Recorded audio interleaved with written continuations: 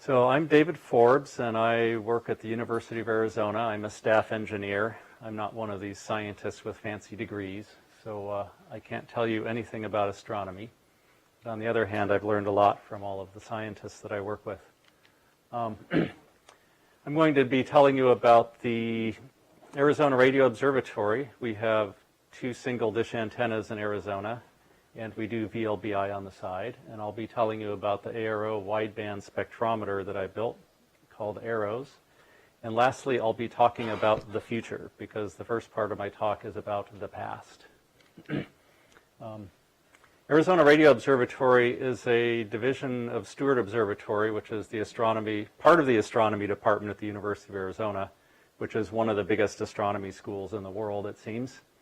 Every time someone tells me about, oh, you must know so-and-so who works at the university if they're in astronomy. And I'm like, that's happened once that I knew the person they knew.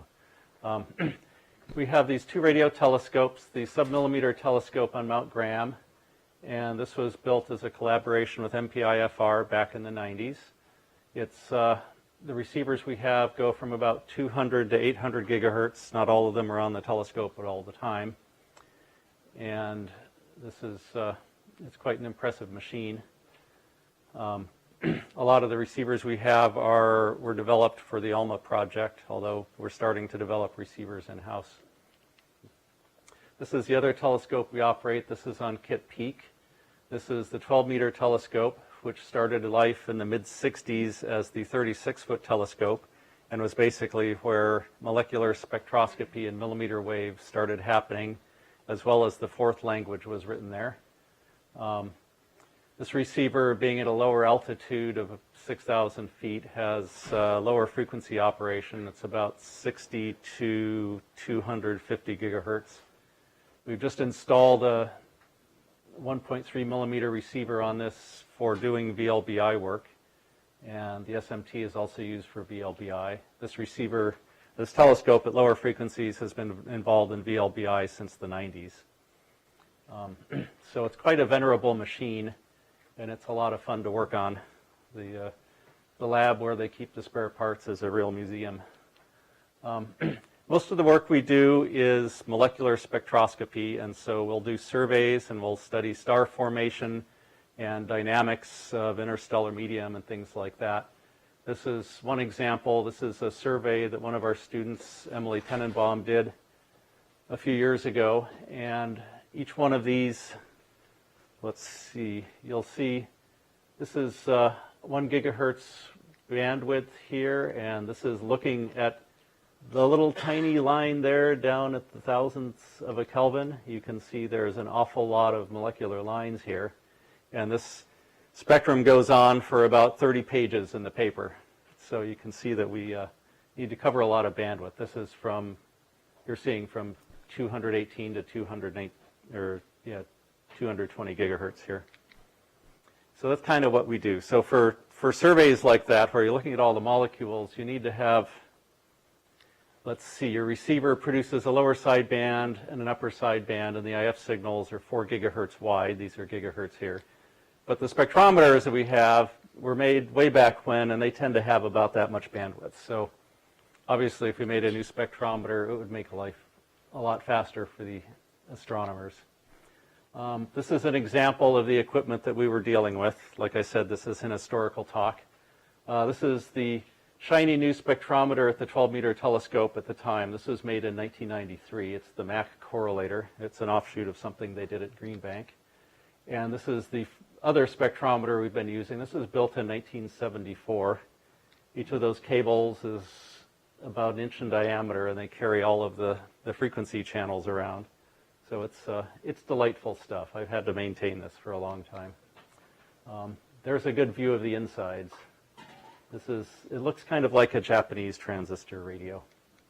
So at any rate, we got a grant in 2012 from NSF to build a new spectrometer, and so I decided to, well, it was decided to build something that's, your pretty standard thing with a digital mixer and decimators and FFTs and phase and gain correction so that we can have the 2 sidebands get the image rejected from the other sideband and so forth.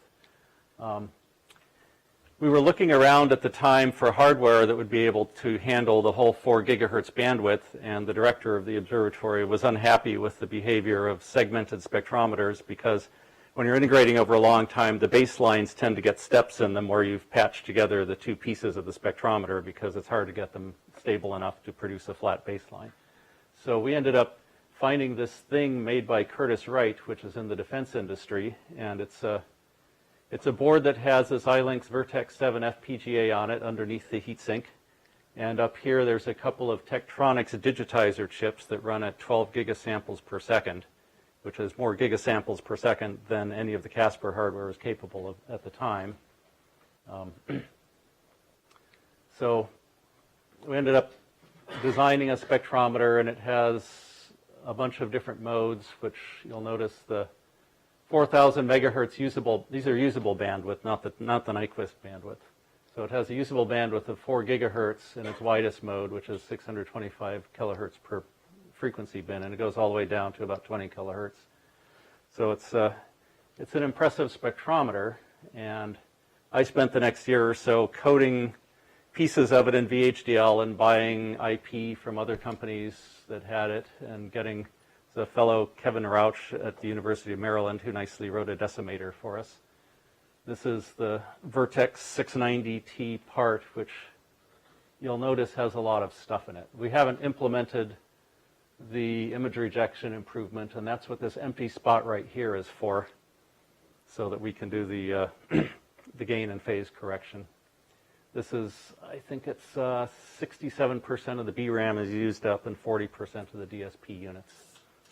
So it's a rather full chip, and it took a lot of effort to get it to behave because some of it's being clocked very fast.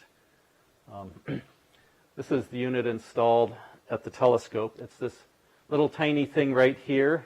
That little circuit board is the spectrometer, whereas you saw before we had a room full of spectrometer, but this one's much wider bandwidth, of course. This is the receiver we have. This is inside the receiver cabin that tilts. So that's the older 3mm receiver, but we have currently a larger 4-band receiver installed here.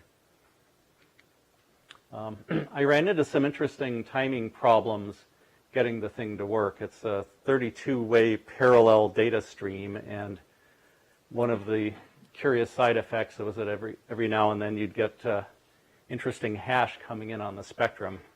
And it turns out that if you have that big of a chip and you clock the whole thing on the same clock, that just all of the transistors switching simultaneously can induce noise in the circuitry. And by adjusting the phases of the clocks of different parts of the system, I was able to get it to behave.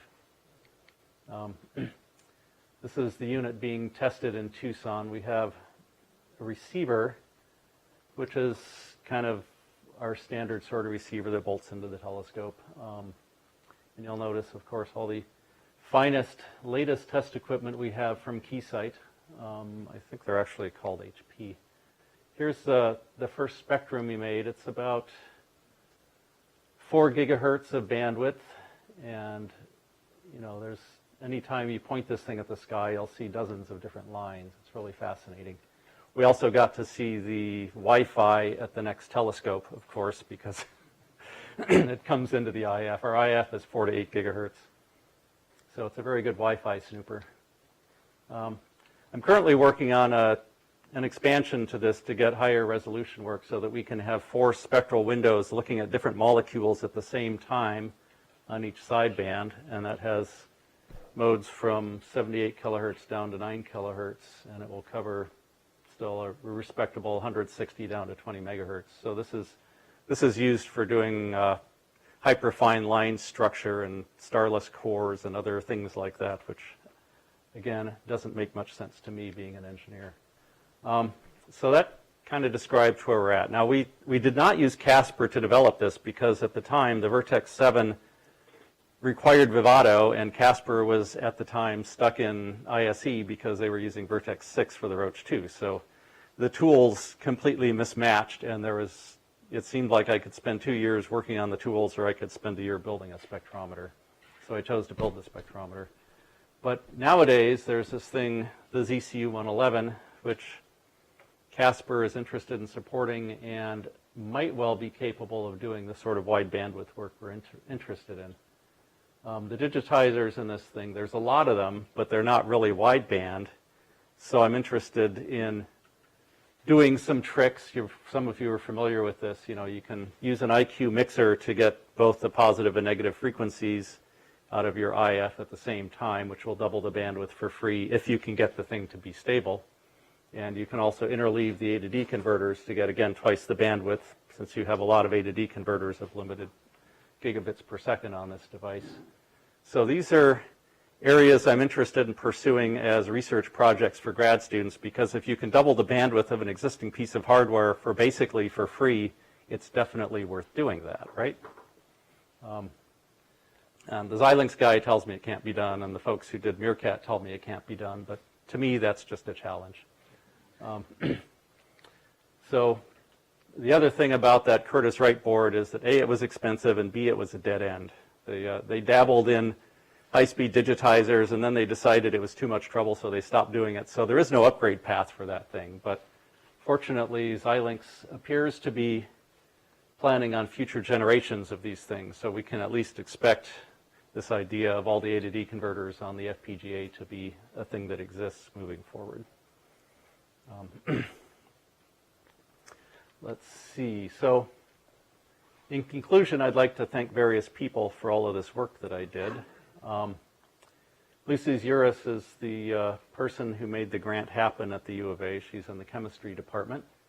And Bob Freund was an engineer who worked on these telescopes for decades and eventually retired a couple of years ago, but he figured out the architecture we would need of the spectrometer. Kevin Rauch at the University of Maryland created the decimator module for us, and it worked very well. I recommend using stuff he writes. At Curtiss-Wright, it's a big defense company that makes machines for all sorts of purposes they can't tell you about, but at least they have some people there who are very helpful. This one fellow, Dennis Smatana, was very helpful for that. I work with a programmer, Tom Folkers, who got the spectrometer to work in the telescope, and Dan Maroney finally got me here to tell you about it. Also, I've been working with Dan on the next generation of VLBI work because he's responsible for the PIRE grant, which is researching the future ways of doing VLBI, and we're interested in developing, what obviously there's 5 people here telling you about 5 different A to D converters that might exist next year, and so we're interested in selecting one or more of those and trying to move that work forward. And so if anyone has any more ideas about new digitizers, we're very interested in hearing them. So that concludes my talk. Are there any questions? Here we go. Yes? How fast were you able to run your FPGA and what was your power? The FPGA is running, let's see, the A to D converters produce at 10 gigasamples per second. We're getting 320 megahertz clock, and there's 32 parallel data samples. And it's the first stage of the decimator has a little trouble meeting time enclosure because that's pretty fast. What was your power? The power, it's a little hard to measure the power in this system. They didn't provide a means of measuring it. When I compile a chip, it says it's about 40 or 50 watts. That's what the Vivado tells me. The box that it's in is designed to work at high altitudes and such, and it has a fan that sounds like you're sitting next to a jet engine when it's turned on. I think it's designed to have one of these plugged into each slot, and I've only got one of them in one of the 6 slots. Yes? The 10 gigasample per second ADC you have, is that the E2A chip or what ADC? Yeah, this is a Tektronix digitizer. I think they called it the TADC 1000, but it's the same one that was in the oscilloscope that we bought at the same time. And so they were putting this in their oscilloscopes, and they happened. I asked them about buying the chip independently, and they said, you can't do that. We'll only design it in a circuit board for you, and that will cost a couple $1 million. So Curtiss-Wright, being a company that makes things for defense, was able to spend the millions of dollars to get Tektronix to build the board. Then Tektronix said, we don't want anything to do with this. You'll have to fix it. And so this fellow Dennis spent a lot of time figuring out how to make it actually work. questions? Okay, Anyways, yeah. Thanks, David, one more time. All right. There you go.